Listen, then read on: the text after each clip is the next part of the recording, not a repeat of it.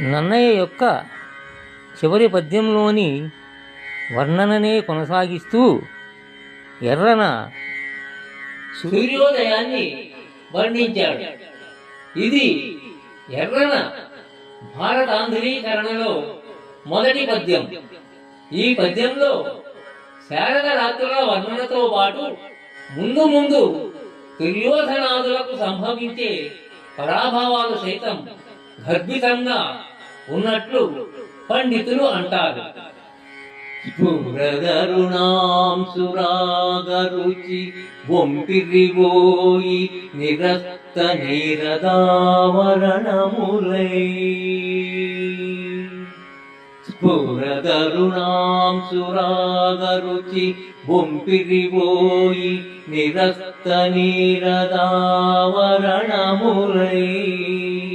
దళకమల వైభవ జృంభణముల్లసిల్ల.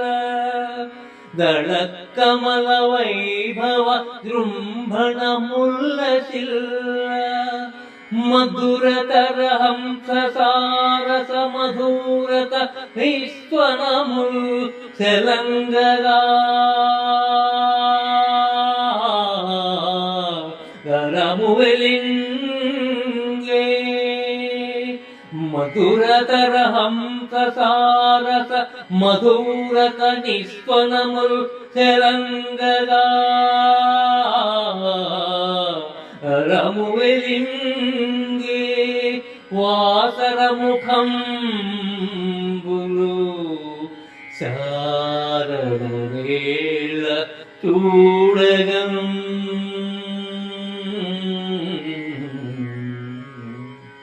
శారదవేళ చూడగం. మధురతర హంస సారస మధురత నిస్వరముల్ తెలంగగారము వెలింగే వాసరముఖంబులు శారదవేళ చూడగం. శారదవేళ చూడగం.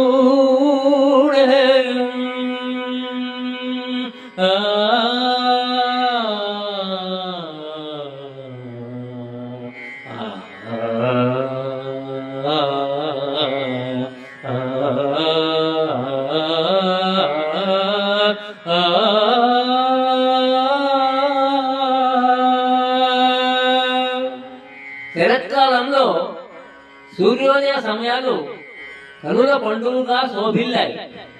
అప్పుడు మబ్బులు క్రమ్మటాలు తొలగిపోయాయి. బాలభానుడి కిరణాలు విస్తరించాయి. పద్మాలు వికసించి శోభాయమానంగా వెలుగొందాయి. హంసలు, బెగ్గురు పిట్టలు, తుమ్మెదలు చేసే కలరవాలు వెళ్ళి విరిశాయి.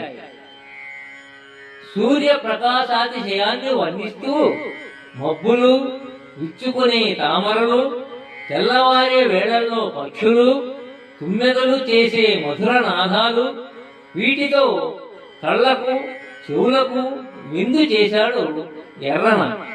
గమనించారో లేదో, శారద రాత్రుల పద్యంలో నన్నయ్య 16 రకారాలు ప్రయోగించాడు. ఎర్రన స్ఫురదరుణాంశు పద్యంలో 15 రకారాలు ఉన్నాయి.